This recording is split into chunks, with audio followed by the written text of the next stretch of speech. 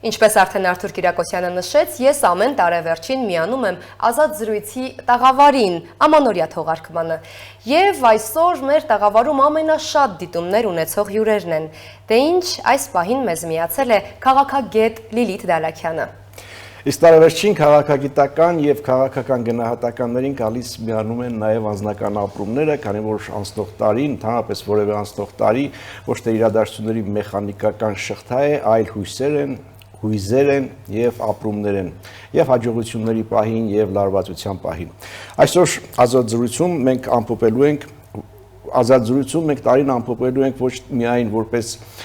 քաղաքական փուլ, այլ նաև անձնական փորձառություն։ Քաղաքագետ Լիլիթ Դալաքյան,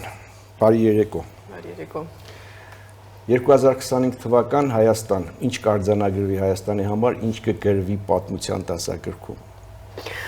Գիտեք, ընդհանուր, շատ ընդհանուր հարց։ Գիտեք, հիմա մոդայիկ է պատմությունը վերանայել, նայած ով է գրելու այդ դասագիրքը, իսկ եթե օբյեկտիվ գտնվենք, պետք է նշենք, որ Հայաստանը թևակողել է կարևոր փուլ իր պատմության ընթացքում, որովհետև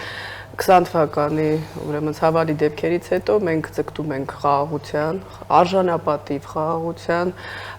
մենք ձգտում ենք վերափոխել մեր զինված ուժերը, մեր տնտեսությունը, ընդհանրապես մեր հայացքները միջազգային ասպարեզում փոխվել են, փորձում ենք ձեռք բերել նոր դաշնակիցներ եւ ես հույս ունեմ, լիահույս եմ, որ Հայաստանը ունենալով նոր դաշնակիցներ, նոր մոտեցումներ 2026 թվականին կկարողանա առարկայացնել խաղաղությունը արդեն փաստաթղթի տեսքով։ Ինձ այնքան հետաքրքիր է, ինչն է, որ այն թեման կարող է լինել, որը կարող է ձեզ համար դժվար լինել լռել, քան խոսել այդ թեմայի շուրջ։ Օրինակ եկեղեցու շուրջ ես կնշեի տիրող իրավիճակը, ցավալիորեն ես մոտառոտ հանգուցալուծում չեմ տեսնում, եթե քաղաքական հարցերի մասին է խոսքը, ինչպես նաև որքան էլ ես ձգտում եմ եւ հայ հասարակությունն էլ խաղաղության, մենք տեսնում ենք, որ մեծ դժվարություններ են դեռ Հայաստանին սպասում, հաշվի առնելով նաև հակառակ կողմի որոշ դրսևորումներ, դրա համար շատ հաճախ փորձում եմ լռել, պեսիմիստական նույնիսկ ինչ-որ տեսակետներ չհնչեցնել, բայց զգուշավորությունը միշտ փորձում եմ պահպանել։ Հետաքրքիր բան նկատեցի, որ ասում ենք, եթե քաղաքականի մասին է խոսքը, ուրեմն չեմ կարող խոսել կամ ցանկալի է լռել եկեղեցու թեմայի շուրջ, այս կարմիր գծերը, սահմանները կարծես վերացել են, լավ, քանի որ սահմանանցակներ քաղաքական, այդ դեպքում ներքաղաքական օրակարգը այս տարի արդեն ձևավորված, ձևակերպված է, թե դեռ իրավիճակային եւ արձագանքային է։ Խոսքը եկող 2026 թվականի երևի մասն է խոսքը, սա կարևոր տարի է լինելու ներքաղաքական կյանքի առումով եւ այո, շատ ճիշտ է, այս սահմանները կարծես վերացել են եկեղեցի քաղաքականություն այս գործընթացներում, հաշվի առնելով հայտնի շարժումները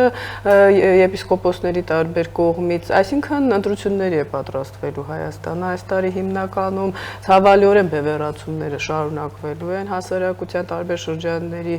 մեջ, զուգահեռ միջազգային ասպարեզում տիրող իրավիճակը չի կարող չազդել մեր տարածաշրջանի վրա, այսինքն ունենալու ենք ներքին հարցեր, ընտրություններ, տնտեսական նոր մոդելի ձևավորում, ինչու՞ չէ նաև պաշտպանության համակարգում սպասվող փոփոխություններ եւ արտաքին միջավայրի փոփոխությունների ազդեցությունը հայ-ադրբեջանական սպասվող խաղաղության գործընթացին։ Ուրեմն տոնական ազատ զրույցների ժամանակ, այսպես ձևավորվել է մի դրվածք, երբ որ ես խոսում եմ քաղաքականից, անդադ փոխվում է ընտանեկան միջավայր, ես միանգամից ինձ այս պահին անկեղծ ասած շատ կարևոր էր ձեզնից լսել հանրության մեջ պակասող խոսքի մասին, այսինքն ինչն է պակասում հանրության մեջ, անկեղծությունը, լսելու կարողությունը, համարձակությունը։ Գիտեք, հայ հասարակության շրջանում հիմա տեկտոնական փոփոխություններ են տեղի ունենում, որովհետև խոսում են այնպիսի թեմաների շուրջ, որոնք տարիներ շարունակ տաբու են եղել։ Օրինակ, արդյոք Լեռնային Ղարաբաղը կարող է երբևիցե լինել անկախ։ Արդյոք մենք ունեցել ենք իրական դաշնակիցներ, ինչ խնդիրներ կան եկեղեցում։ Այսինքն այս հարցերը երբևիցե լայն քննարկման առարկա չեն դարձել։ Ինչ խնդիրներ կան պաշտպանության համակարգում, այսպես կոչված ապօրինի գույքի, թալանի վերադարձի մասին խոսակցությունները եւ պակասում է հանդուրժողովի զսպողականությունը իհարկե, ես ինքս էմոցիոնալ եմ, չեմ մեղադրում մարդկանց, շատ հաճախ ինքս ինձ փորձում եմ զսպել, բայց որպես նաև վերլուծաբան, որը ունի ինչ-որ լսարան, որոշ քանակությամբ ես փորձում եմ աշխատել իմ էմոցիաների վրա, բայց քաղաքականությունը իհարկե ինքը երբեմն ենթադրում է էմոցիաներ եւ այլ հարց է, որ դա չպիտի ատելության խոսքի վերածվի։ Լավ, ինչպիսին է Լիլիթ Դալաքյանը արդեն տան քաղաքականությունից դուրս, երբ քննարկված են, վերլուծված են բոլոր թեմաները եւ դուք արդեն հասնում եք տուն երեկոյան։ Այդ տարբերությունը Լիլիթ Դալաքյան քաղաքագետի եւ Լիլիթ Դալաքյան մայրիկի միջեւ։ Որպես քաղաքագետ ես անդուրժող եմ ավելի ընտանեկան հարցերում երբեմն հատկապես ամուսնությունից հետո փորձում ինչ-որ կանոնների հետևել եւ դա բնական է նաեւ իմ երեխայի իմ աղջկա լույսի կարելի ասել այդ հարաբերություններում երբեմն շատ խիստ եմ, հետո ինձ մեղադրում եմ, բայց կարող եմ ձեզ ասել, որ իմ ընտանիքում բողոքը ուղղված է նրան, որ երբեք չի ավարտվում իմ քաղաքական մեկնաբանությունը, ես գալիս եմ տուն, դա process է, անդադ հետևում եմ լուրերին, դա իհարկե ինչ-որ առումով խանգարում է, փորձում եմ գոնե հանգստյան օրերին այդ բացը լրացնել։ Այսինքն միևնույն է տանը շարունակվում են վերլուծությունները։ Այո, եւ շատ հաճախ որ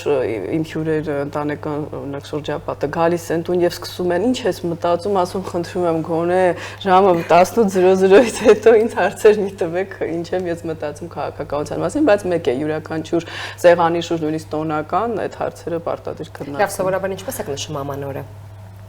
Ճիշտն ասած, շատ հաճախ ես Հայաստանում չեմ գտնվում, բայց վերջին տարիներին մթնոլորտը այստեղ փոխվել է, հատկապես քաղաքում, ավելի հետաքրքիր միջոցառումներ են անցկացվում, պետք է նշեմ, որ ցավալիորեն անցած տարիներին այդպես կարծես ներողություն սառած էր կյանքը տոների ընթացքում, հարևան երկրում Վրաստանում օրինակ շատ ավելի աշխուժ էր իրադարձությունները եւ կյանքը հիմա փոխվել է, ես դրական փոփոխություն եմ տեսնում եւ այս տարի էլ իմ հայրենիքում եմ նշելու եւ իմ ընտանիքի կողքին։ Հիմա տանից նորից քաղաքական դաշտ, ներքաղաքական իրավիճակի մասին ու սպասումների մի փոքր զրուցեցինք։ Արտաքին քաղաքական դաշտում ինչ տեղի ունեցավ Հայաստանի Հանրապետության համար, որքանով էր Հայաստանի ձայնը լսելի տարածաշրջանում, խաղաղությունը 2025 թվականին արդյոք մոտեցավ եւ ինչ տեղի ունեցավ դաշնակիցների հարցում, դուք ասում եք նոր դաշնակիցների, արդյոք Ռուսաստանից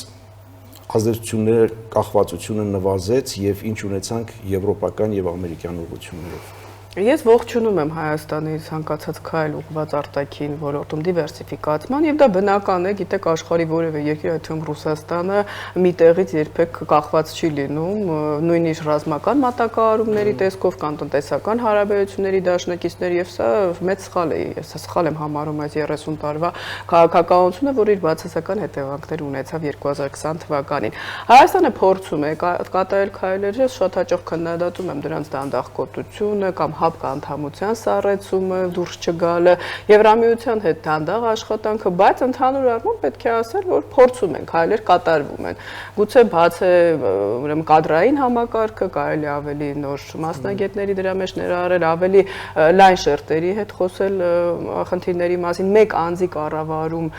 չփորձել տանել, որովհետև անձը որքան էլ խելացի եւ պրոֆեսիոնալ լինի, մեկ հոգու կարծիքը այլ է, տարբեր մարդկանց կարծիքը այլ։ Ինչ վերաբերում է ռուսական ազդեցությանը, դա շատ բարդ է 30 տարում, որ շատ հաճախ ասում են Ռուսաստանը գնաց։ 30 տարին չի կարող 4 տարում, 5 տարում փոխվել։ Ռուսաստանը մեծ ներկայություն ունի Հայաստանում եւ ռազմական, եւ տնտեսական, եւ զգուշավոր քայլերով, որովհետեւ գիտեք, Ռուսաստանը իմ կարծիքով առավել ագրեսիվ է, երբ չի հասնում իր նպատակներին, իսկ հիմա Ուկրաինայում նա չի հասնում։ Մենք պետք է փորձելով կարմիր գծել չհատել, գծեր ամեն ինչ անենք արագ այս դիվերսիֆիկացումը եւ ռազմական եւ տնտեսական ոլորտում ապահովելու համար։ Մեր մասով խաղաղությունը մոտեցավ։ Գիտեք, հայ հասարակության շրջանում ավելի մեծ է այդ ցանկությունը, գուցե հաշվի առնելով արդյունքները պատերազմի, բայց Իլհամ Ալիևը, Ադրբեջանի ղեկավարը շատ հաճախ հայտարարություններ է անում, ես ձեր տաղավարում նշել եմ, որոնք ինձ հավատ չեն ներշնչում, այլ հարց է, որ Ադրբեջանի վրա ազդեցության դեպքում մեր դաշնակիցների, ինչպես նաև մեր կողմից ճիշտ աշխատելու դեպքում հզորացնելու մեր ռազմական եւ տնտեսական պոտենցիալը Ադրբեջանը այլ տարբերակ չի ունենա։ Այսինքն այնպես չի, որ ամեն ինչ միայն Իլհամ Ալիևից կախված, բայց իհարկե նրա ցանկությունը այստեղ մեծ դեր ունի։ Մեկ հարցել ու տոնեմ նորից գնանք տուն։ 2026-ի արտաքին քաղաքական հիմնական մարտահրավերը կամ մարտահրավերները։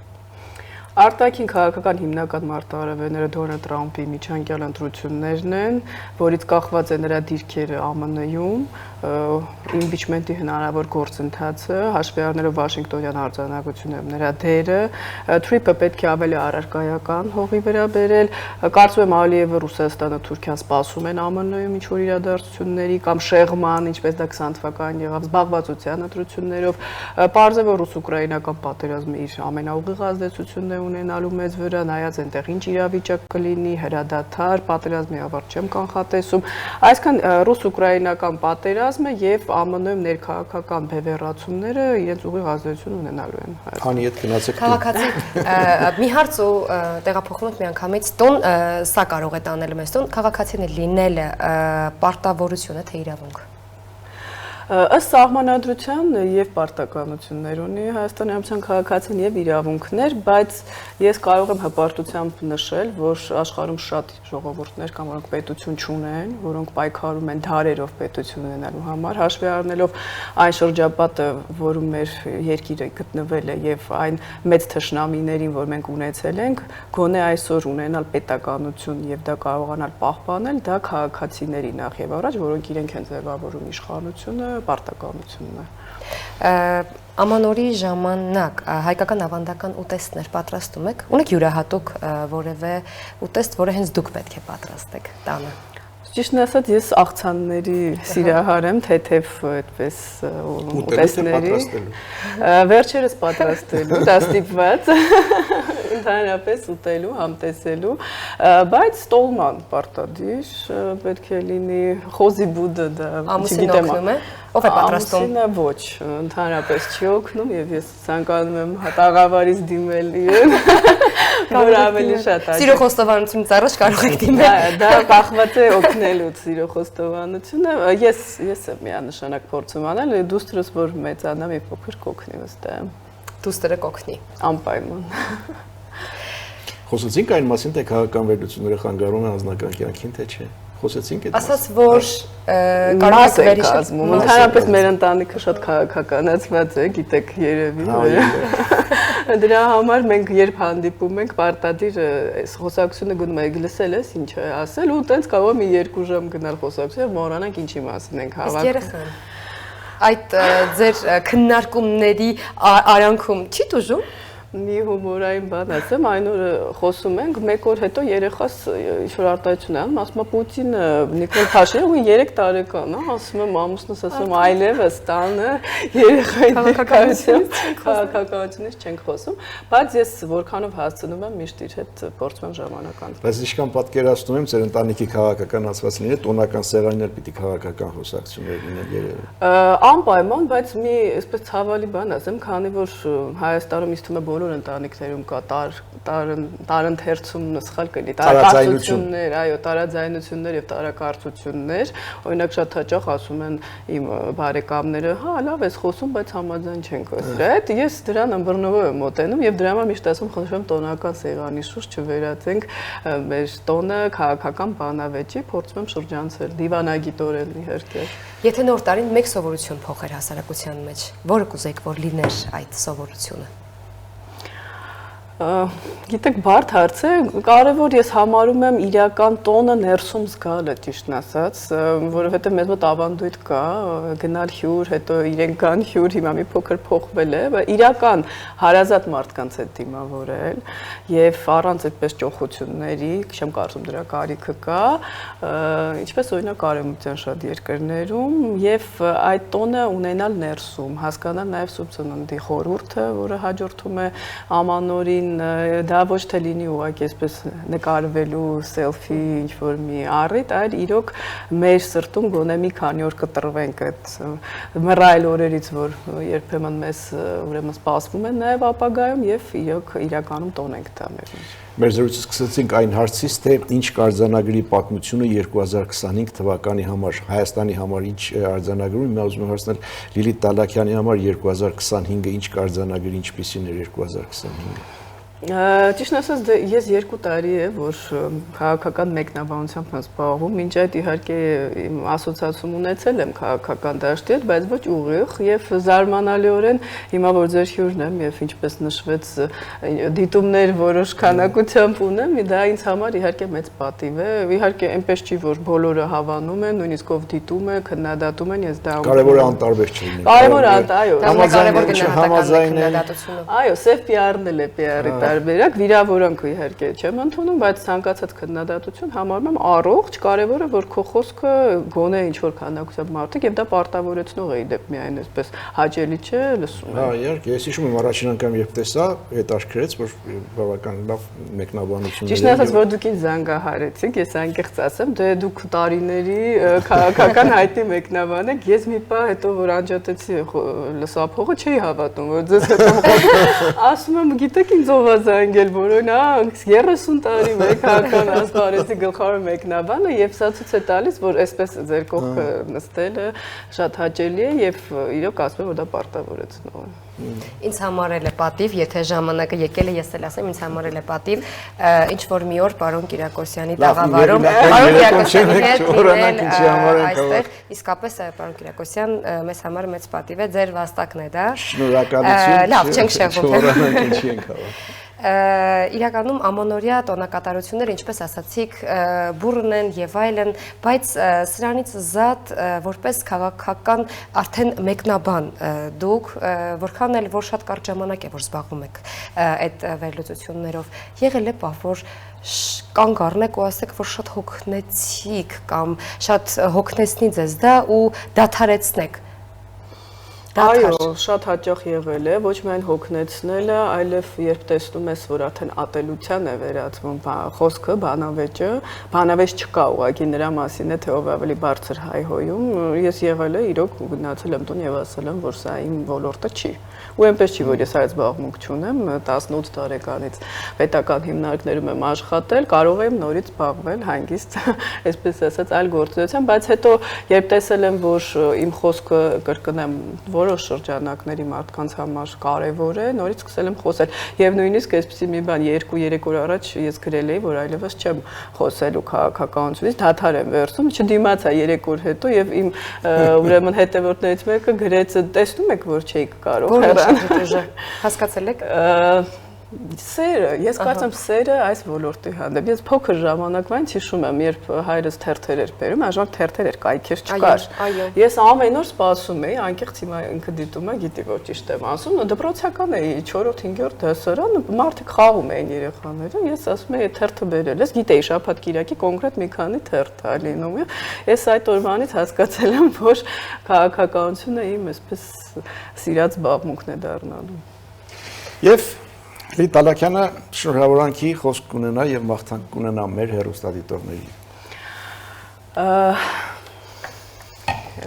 Ես ցանկանում եմ մեր ժողովրդին վերջապես ձեռք բերել այն սպասված խաղաղությունը, որ մեր հայ ժողովուրդը, որին արժանի է, մենք դարերով պայքարել ենք մեր պետականության համար, պայքարել ենք մեր գոյության իրավունքի համար, եւ ես կարող եմ հպարտորեն նշել, որ մենք դրանում հաջողել ենք։ Իհարկե մենք երիտասարդ պետություն ենք, բայց վստահ եմ, որ մենք մեծ հնարավորություններ ունենք շնորհիվ նաեւ մեր երիտասարդության կարևոր դեր ունենալ մեր ուրեմն պետության զարգացման եւ հզորացման գործում։ Թող 2026 թվականը լինի խաղաղության տարի, արգասաբեր տարի, հանդուրժողականության տարի եւ քաղաքական եւ ոչ միայն այլ տարաձայնությունները չկարողանան պառակտել մեր ժողովրդին։ Շնորհավորում եմ բոլորիս ամանորը։ Ամանոր եւ Սուրբ Ծնունդ։ Շնորհավոր։